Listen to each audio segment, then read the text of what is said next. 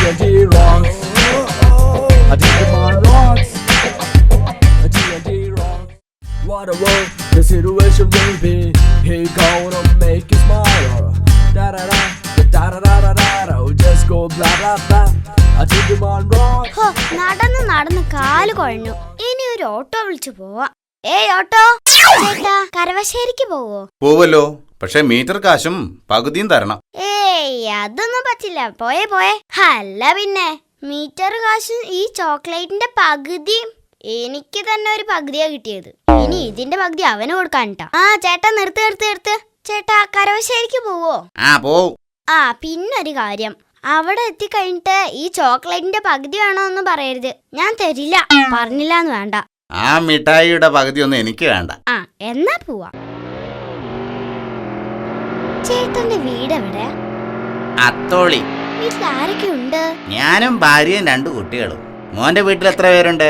വീട്ടിലും നാട്ടിലും ഒക്കെ ഒറ്റ പേരേ ഉള്ളൂ. നല്ല ചീത്തപ്പേര്. അത് മോനെ കണ്ടപ്പോഴേ തോന്നി. എന്താ ചേട്ടൻ തമാശ പറഞ്ഞതാ? ഏയ് അങ്ങനെയൊന്നുമില്ല. എന്നാ വേണ്ടട്ടോ, അധികം തമാശയൊന്നും വേണ്ട. വലിയ തമാശക്കാരൻ വന്നിരിക്കുന്നു. നിർത്ത്.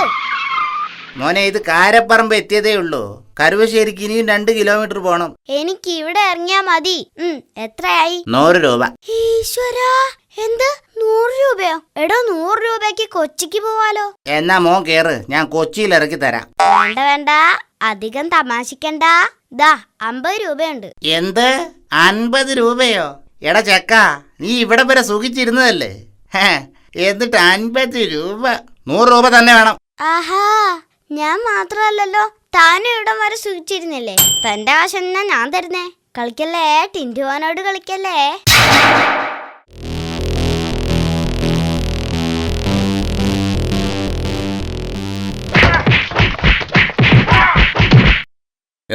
എന്താ പ്രശ്നം? ചേട്ടൻ ഈ ബോർഡ് കണ്ടോ?